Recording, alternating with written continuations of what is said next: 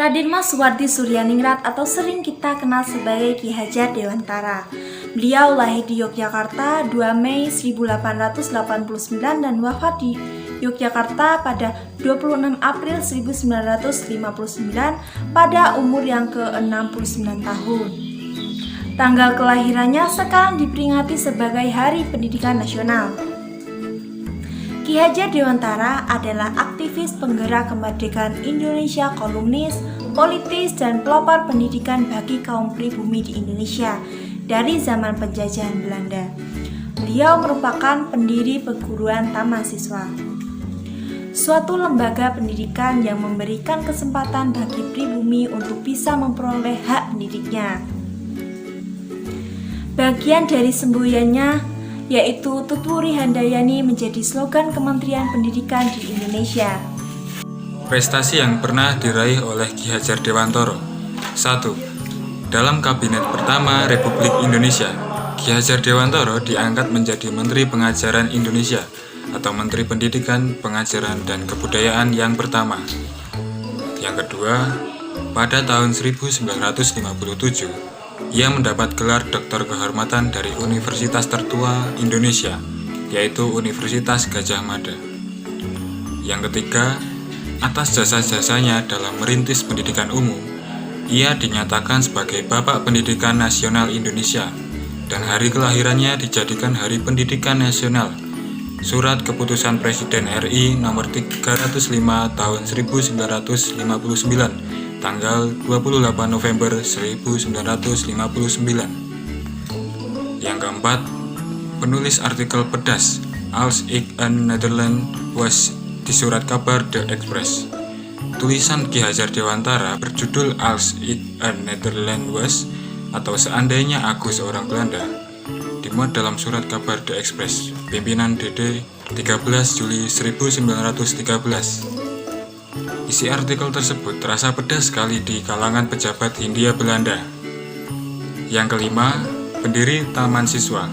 Ki Hajar Dewantara kembali ke Indonesia pada bulan September 1919. Segera kemudian ia bergabung dalam sekolah binaan saudaranya. Semboyan Ki Hajar Dewantara yang pertama yaitu Ing Ngarsa Sung Tulodo. Pengertian dari Ing Ngarsa Sung Tulodo sendiri yaitu Ing artinya di, Ngarso artinya depan, Sung artinya jadi, dan Tulodo artinya contoh atau panutan. Makna kata di depan yaitu menjadi contoh atau panutan, yang mana seorang pemimpin bukan hanya sebagai orang yang berjalan di depan, namun juga harus menjadi teladan bagi orang-orang yang mengikutinya.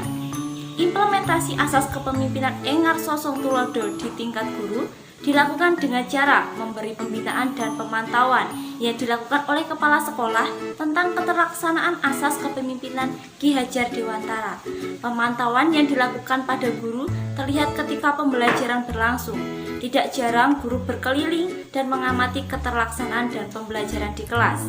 Hal ini memang sejalan dengan konsep kepemimpinan secara umum, yakni kepemimpinan guru diharapkan mampu untuk membina siswa agar dapat bekerja sama untuk mencapai tujuan yang telah diterapkan oleh sekolah. Penerapan Ing Ngarsa Sung Tulodo ternyata juga memberikan sejumlah manfaat. Penerapan Ing Ngarsa Sung Tulodo bermanfaat dalam meningkatkan profesionalisme guru serta membangun akhlak siswa agar selaras dengan visi dan misi sekolah. Semboyan yang kedua adalah Ing Madya Mangun Karsa. Ing artinya di, Madya artinya tengah, Mangun artinya membangun atau memberikan, Karsa artinya semangat, kemauan atau niat. Jika digabungkan, semboyan Ing Madya Mangun Karsa memiliki arti di tengah memberikan atau membangun semangat, niat maupun kemauan. Semboyan ing madya mangunkarsa memiliki makna bahwa ketika guru berada di tengah murid-muridnya, guru harus bisa membangun atau membangkitkan niat, kemauan, dan semangat dalam diri murid atau orang lain di sekitarnya. Ing madya mangunkarsa juga dapat diartikan bahwa seorang pemimpin juga bisa berada di tengah untuk dapat membangkitkan semangat para pegawai untuk terus maju dan melakukan inovasi. Semboyan yang terakhir, tuturi handayani. Tuturi dapat diartikan sebagai di belakang atau mengikuti dari belakang. Dan handayani yang berarti memberikan dorongan atau semangat. Dari pengertian tersebut, bisa diartikan tuturi handayani berarti mengikuti dari belakang dengan mempengaruhi atau memberikan dorongan. Tuturi handayani mengandung pesan agar setiap pendidik tidak memaksakan kehendak anak didiknya. Contohnya, dapat terlihat saat guru mengamati, mengikuti, dan mengarahkan anak didiknya dari belakang dalam mengimplementasikan apa yang telah dipelajarinya. Tetap maksudnya, yaitu kita harus memiliki ketepatan hati untuk berkomitmen mencapai apa yang kita kehendaki, selalu tetap dalam pekerjaan, jangan selalu menengok kanan kiri, tekun bekerja, dan tetap berjalan maju.